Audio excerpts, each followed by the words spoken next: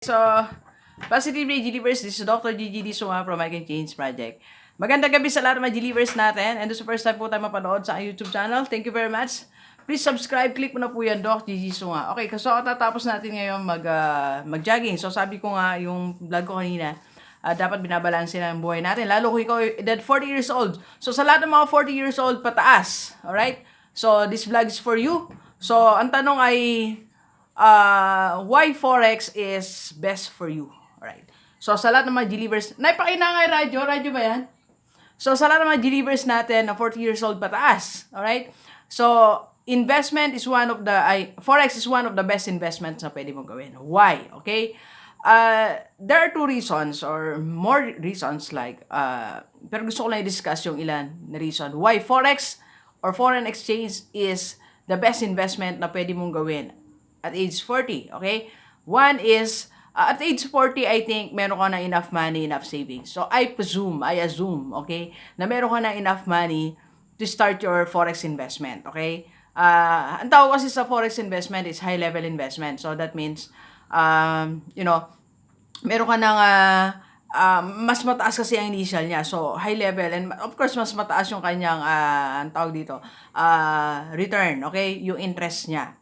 Okay? So, that's one. Second, dapat meron ka meron kang isang investment na alam mo, okay, na sa dulo, magbibigay sa iyo ng better retirement. Okay? So, aside from the investment na discuss natin, so I think Forex can give you one of the best retirements na pangarap mo.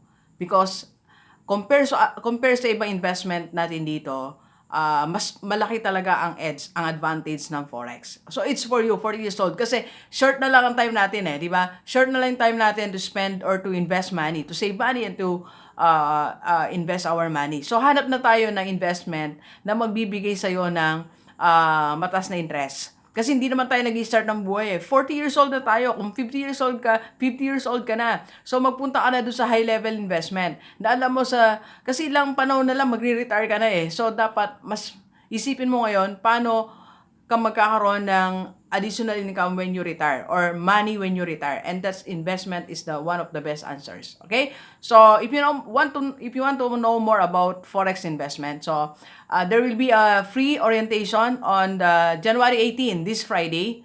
I think it's Friday sa Novotel Cubao. Okay, so message mo ko para ma-refer kita kay Sir Eric who will handle the orientation. Okay, it's free, wala ka pong babayaran. Hindi ko lang kung sino sasagot ng food, pero just be there, okay? Para malaman mo, edad 40 pataas, malaman mo what's all about Forex investment, paano matutulungan ang buhay mo, and you have to help yourself at 40. Kung wala kang pera, Doc J, I want to start pero wala akong pera, umattend ka na rin para mapaglaanan mo, pag-ipunan mo, okay? So, yung detalye niyan, i-discuss dyan. So, doon naman sa hindi makakarating sa Cubao, if you want online orientation or coaching sa Forex, just message mo ko sa aking FB page, Dr. GGD Sunga, FB account, GG Sunga, and number ko, 0939-525-4311. Okay, so thank you very much, Gilivers. Enjoy the rest of the day, and let's go!